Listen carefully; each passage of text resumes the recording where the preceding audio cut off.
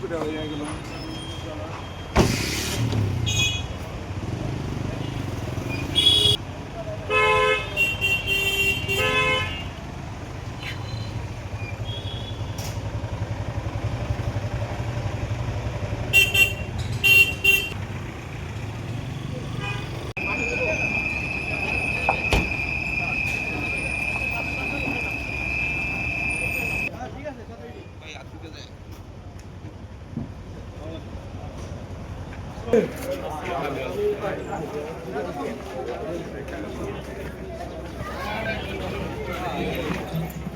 রাজীব ভাই আমরা নেই ইয়ে আহমদ আলী জানপ্রিত হজরত আপনার উনি হলেন আমার দাদার বাবু। দোকানে ঢোকেন না, দোকানে একটু দয়া করে ঢোকেন না।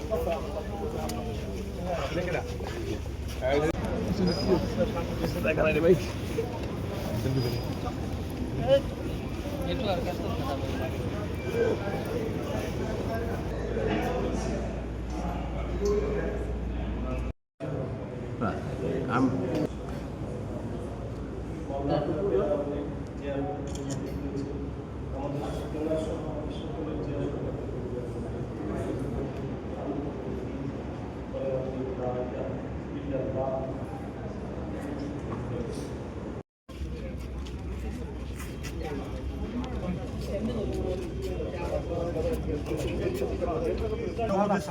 গতকালকে আমরা মোস্তফা ফিরোজ সাহেব যে সাংবাদিক, ওনার একটা লাইভ দেখেছি। সেখানে উনি উল্লেখ করেছেন যে সদ্য 2 জন উপদেষ্টা পদত্যাগ করেছেন।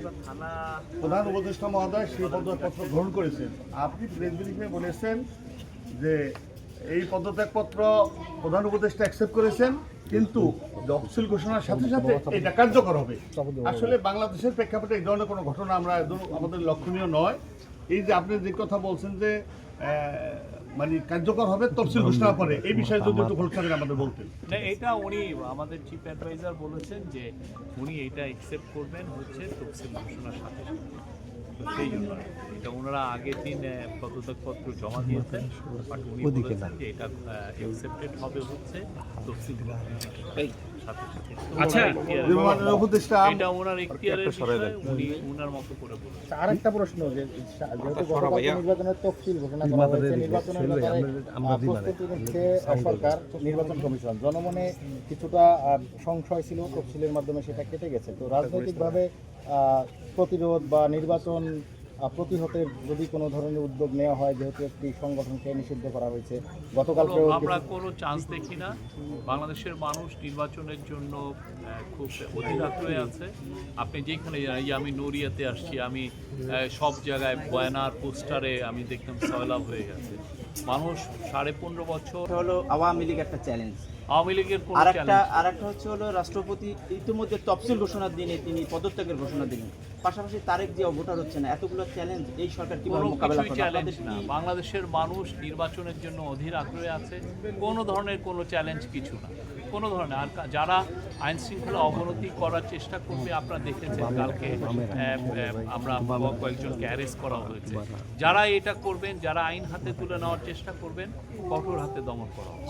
নির্বাচনে বারবার বলছি, অনেকে অন্যায় ইলিগাল দাবি নিয়ে মাঠে রাস্তায় নামতে চাচ্ছেন, তাদের বিষয়েও এই গভর্নমেন্ট যথেষ্ট কঠোর হবে। আচ্ছা, নির্বাচনে আন্তর্জাতিক পর্যবেক্ষক নিয়োগের বিষয়ে কোনো অগ্রগতি হয়েছে কি? তাদের জন্য কি ধরনের সুবিধা রাখা হয়েছে এই বিষয়ে যদি একটু বলতেন। আপনি জানেন কালকে সচিবালয়ে 11 জনকে অ্যারেস্ট করা হয়েছে।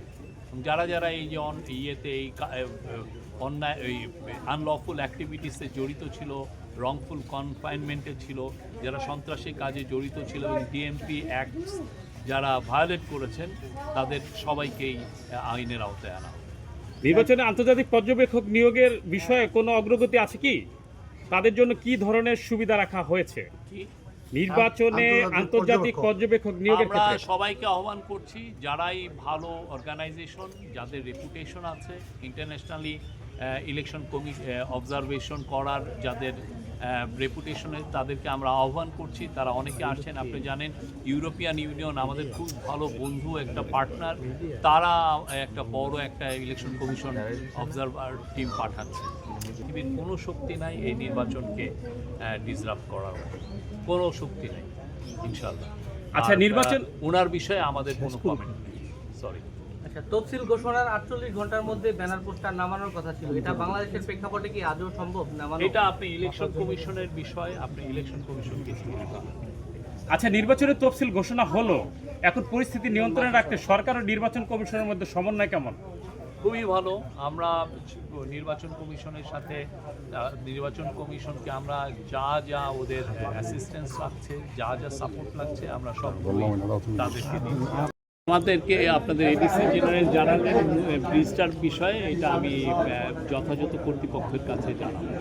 আজকে আসার উদ্দেশ্য ছিল আজকের আসার উদ্দেশ্য আপনি জানেন, এইখানে শুয়ে আছেন পবিত্র মাজার শরীফ, হজরত আহমেদ আলী জান শরীফ, ওনার সাহেবজাদাগণ, ওনার নাতি, এদের ওনারা সবাই আল্লাহর ওলি, তারা শুয়ে আছেন এখানে। ওনার এখানে জিয়ারত করতে আসছি। উনি খুব বড় আল্লাহর ওলি ছিলেন। উনি ওনার দ্বারা ইসলামের অনেক খেদমত হয়েছে। ওনার অনেকগুলো সুন্দর সুন্দর বই আছে, আমি দু একটা পড়েওছি কিছু কিছু। এবং উনি আমি বলবো যে বাংলাদেশে যে তরিকতপন্থী যে ইসলাম, তরিকতপন্থীদের উনি খুবই সবাই ওনাকে রেসপেক্ট করেন। সামনে তো নির্বাচন, এই নির্বাচনে আপনি অংশগ্রহণ করেছিলেন, এটা তো আমি তো বলেছি যে আমি ইলেকশনে আর কোনো ইচ্ছাও নাই আমার পলিটিক্সে জয়েন করার। আমাদের নইরে আরেকটা বড় সমস্যা, ভবন তৈরি হয়ে গেছে, সব কিছু হাসপাতালে লোকবল দেওয়া হচ্ছে না, এটা আপনি হেলথ মিনিস্ট্রিতে জিজ্ঞেস করুন। একদম আইন শৃঙ্খলা মেনে না সেটা আর যা শোনেন, খ্রিস্টিয়ান তো খ্রিস্টিয়ান জি জি, আর আপনার বোধহয় হ্যাঁ উনি 7 তরিকার কামের দিচ্ছেন, নকশবন্দিয়া, মুজাদ্দিদিয়া, সরওয়ার্দিয়া, মাসুমিয়া, ওয়াইসিয়া। আমরা মুজাদ্দিদিয়া তরিকাটাই আমরা বেশি প্রাধান্য দিয়ে আমরা ইয়ে করি, নকশবন্দিয়া, মুজাদ্দিদিয়া তরিকা।